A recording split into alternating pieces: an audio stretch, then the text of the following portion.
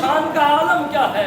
ایک نبی وہ ہے جو پنگوڑے کے اندر ہے، اور اس سے جب ماں پر الزام لگایا گیا حضرت عیسیٰ کی ماں پر، قرآن نے کہا حضرت مریم کو فرمایا فَأَشَارَتْ إِلَيْهِ، اے مریم اس بچے کی طرف اشارہ کر دو، اس کی طرف اشارہ کر دو۔ جب حضرت سیدہ مریم نے کیا تو کافر کہنے لگے، قرآن نے ان کے الفاظ کو نقل کیا، وَقَالُوا كَيْفَ نُكَلِّمُ مَنْ كَانَ فِي الْمَهْدِ صَبِيًّا، مریم تو جانتی ہے یہ پنگوڑے میں لیٹا ہوا بچہ کیسے بولے گا؟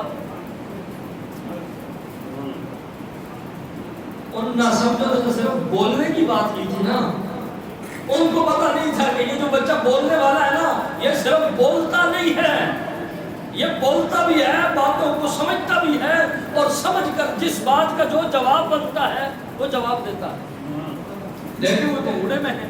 اب عیسیٰ علیہ السلام بولے انی عبداللہ، میں اللہ کا، آتانی الکتاب، اس نے مجھے کتاب دی ہے، وجعلنی نبیا،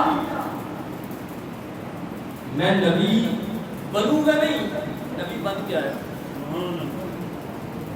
بننا اور چیز ہے، بن کے آنا اور چیز ہے۔ فرمایا میں نبی آ کے نہیں بنوں گا، ابھی نہیں بنوں گا، فرمایا میں وجعلنی نبیا، مجھے نبی بنایا گیا ہے۔ اچھا آتانی الکتاب، کتاب دی ہے، نبی بنایا گیا ہے، تو یہ عیسیٰ علیہ السلام کا اعلان ہے کہ میں نبی بن کے آیا ہوں۔ نبی کا کیا معنی ہوتا ہے؟ باخبر، جس کے پاس غیب کی خبریں ہوں اسے نبی کہا جا سکتا ہے۔ گویا عیسیٰ علیہ السلام اپنے بچپن کے عالم میں پنگوڑے کے اندر یہ اعلان کر رہے ہیں کہ لوگوں مجھے بے خبر نہ سمجھو، میری ماں پر اعتراض مت کرو، اور یہ مت کہو کہ یہ کیسے بولے گا۔ فرمایا تم تو صرف بولنے کی بات کرتے ہو، نبی وہ بھی جانتا ہے جو تم کر چکے ہو، نبی وہ بھی جانتا ہے جو تم نے کرنا ہے، نبی وہ بھی جانتا ہے جو تم حال میں کر رہے ہو، کیونکہ وہ نبی بن کے آیا ہے، اور نبی باخبر ہوتا ہے، جو باخبر ہو اسے سب کی خبر ہوتی ہے۔ لہذا یہ عیسیٰ علیہ السلام کا مقام ہے جو پنگوڑے میں کہہ رہے ہیں کہ میں نبی بن کے آیا ہوں۔ اب ذرا اس کی بات کریں کہ جس نے یہ اعلان اس سے پہلے کیا ہے۔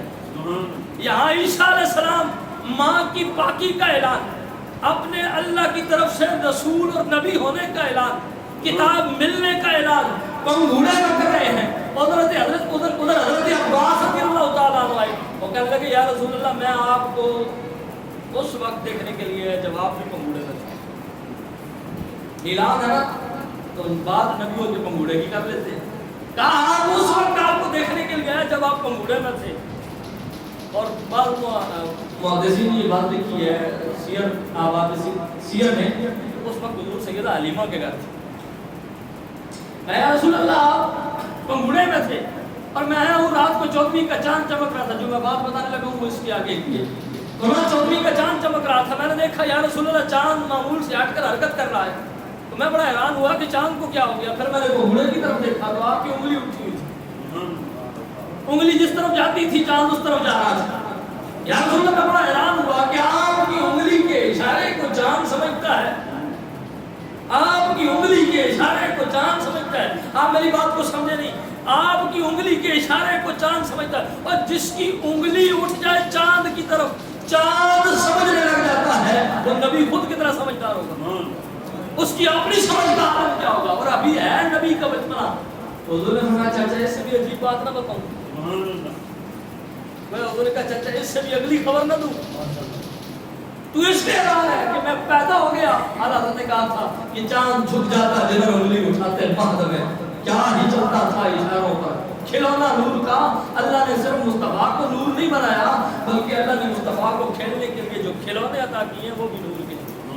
تو جس نبی کے کھلونے کا یہ حال ہے کہ مصطفیٰ کی انگلی اٹھے تو اسے پتہ چل جاتا ہے کہ نبی کو اب کھلانا ہے، تو انگلی کے اٹھنے کی وجہ سے وہ مصطفیٰ کا کھلونا آگے پیچھے ہلنا شروع کر دیتا ہے تاکہ مصطفیٰ کا دل بہلتا رہے۔ وہی انگلی جب جوانی میں اٹھتی ہے تو اس چاند کو پتہ چل جاتا ہے آج مصطفیٰ کو کھلانا نہیں ہے، آج اس انگلی کے اشارے پر ٹکڑے ہونا ہے۔ بھئی اسی چاند کی طرف انگلی اٹھی تھی بچپن میں، وہ آگے پیچھے حرکت کر رہا تھا، آج چاند نے حرکت نہیں کی، آج چاند ٹکڑے ہو گیا. کوئی ماں کا لال مجھے بتائے اس دن مصطفیٰ نے کہا وہ چاند آگے پیچھے ہلنا ہے؟ نہیں. یا آج مصطفیٰ نے کہا ہو کہ آج آگے پیچھے ہلنا نہیں ہے، ٹکڑے ہو جانا ہے؟ نہ اس دن کہا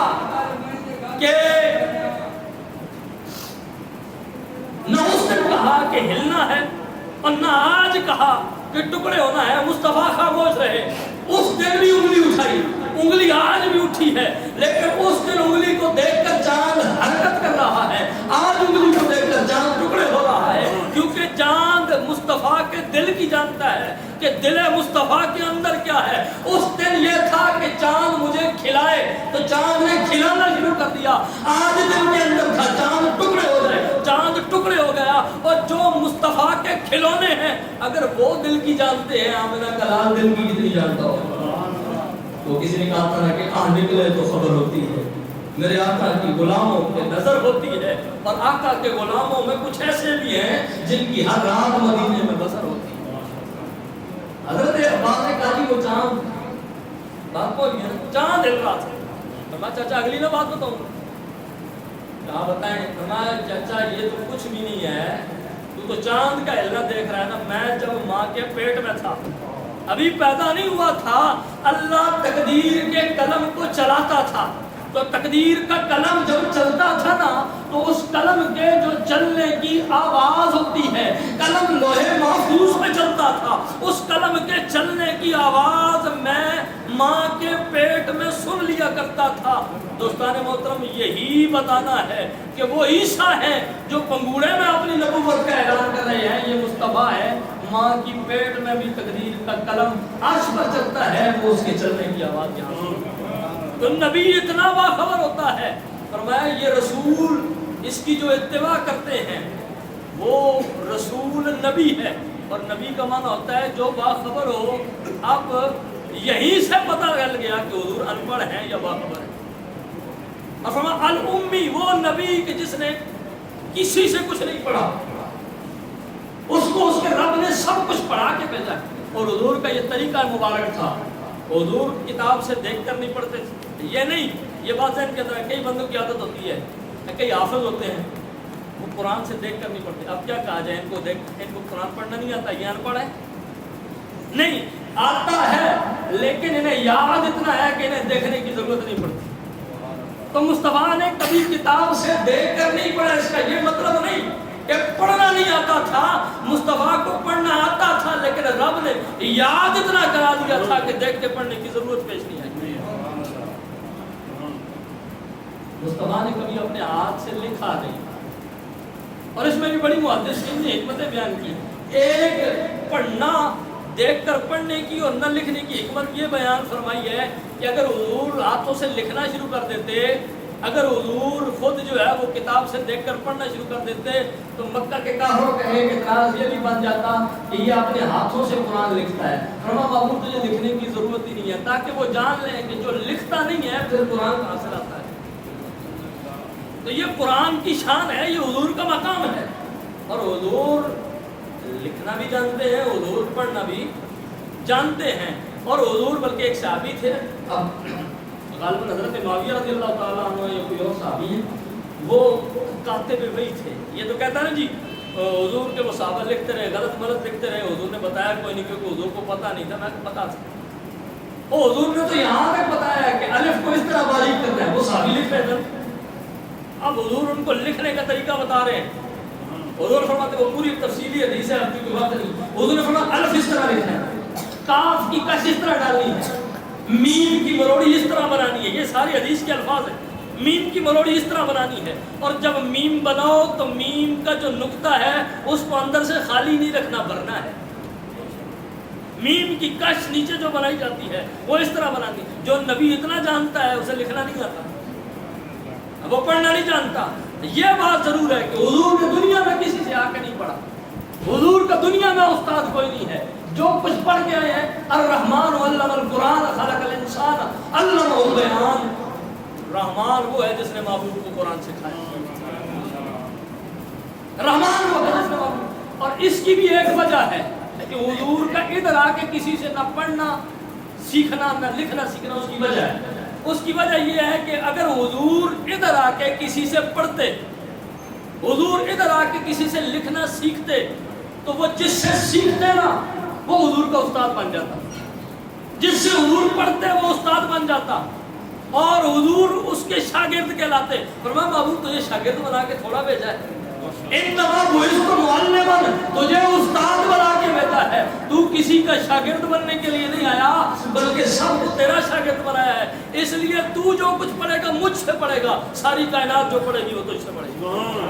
بس آخری بات کر کے، کیونکہ وقت ہو گیا، میں اپنی بات کو سمیٹ رہا ہوں انشاءاللہ، یہیں سے بات آگے چلائیں گے کہ میرے نبی کو کیا کیا آتا ہے، بہت ساری باتیں رہ گئی، کیا کیا آتا ہے حضور کو۔ آخری بات کر کے، حضور کتنا پڑھے ہوئے ہیں، اور جنہوں نے حضور سے پڑھا، لوگ تو کہتے ہیں حضور کو کچھ نہیں پتا، حضور لکھنا نہیں جانتے تھے، حضور پڑھنا نہیں جانتے تھے۔ میں نے کہا شرم نہیں آتی؟ مرزا قادیانی کے بارے میں تو یہ ذہن ہے کہ غلام محمد قادیانی بڑا جو ہے وہ لکھاری تھا، بڑا لکھنا جانتا تھا، اس نے پیر میرے شان کو چیلنج کیا تھا کہ تم بھی تفسیر لکھو، میں بھی لکھتا ہوں، تو لوگ بلا نظارے کا حضور کی شان پر مرزا غلام محمد سے بھی کٹا دی کہ جی حضور۔ تو یہ تو پھر عیب کی بات ہے نا کہ جھوٹا لکھنا جانتا ہے، جسے رب نے نبیوں کا امام بنایا وہ کچھ بھی نہیں جانتا۔ تو حضور جانتے ہیں سب کچھ۔ اب حضور نے جن سے سیکھا اس کی بات نہیں کرتا، میں ایک بات کر رہا ہوں، حضور نے سارا قرآن رب سے پڑھا ہے، اور صحابہ نے سارا قرآن حضور سے پڑھا ہے۔ حضرت ابو بکر ہو، حضرت عمر ہو، حضرت عثمان ہو، مولا علی ہو، حضرت سلمان ہو، حضرت عبداللہ بن عباس ہو، اب ایک وہ بندہ جس نے حضور سے قرآن پڑھا ہے اس کے قرآن سمجھنے کا عالم دیکھیے۔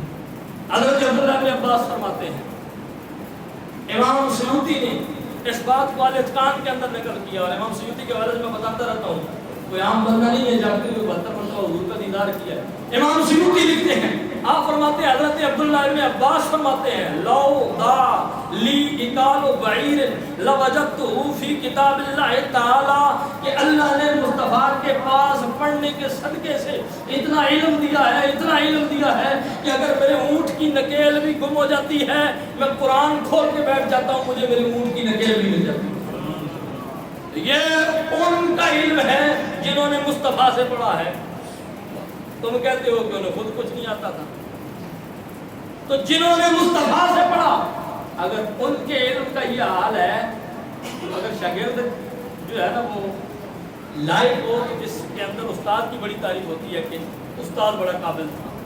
اب جن کے استاد ہیں حضور، وہ تو ہیں اتنے قابل، اور حضور نے پڑھا ہے رب سے، اس کے اندر صرف حضور کی توہین نہیں بلکہ اللہ کی بھی توہین ہے کہ اس نے مصطفیٰ کو پڑھائی ایسا ہے کہ کچھ پتہ ہی نہیں ہے، نہ لکھنا جانتے ہیں نہ پڑھنا جانتے ہیں۔ تو اس کا یہ مطلب نہیں کہ نبی امی کا مطلب یہ ہے کہ نعوذ باللہ من ذالک کا وہ ان پڑھ ہیں، مطلب یہ ہے کہ محبوب ایسے پڑھے ہوئے ہیں کہ جنہوں نے مخلوق سے نہ پڑھنا سیکھا ہے نہ لکھنا سیکھا ہے، جو کچھ سیکھ کے آئے ہیں اپنے رب سے سیکھ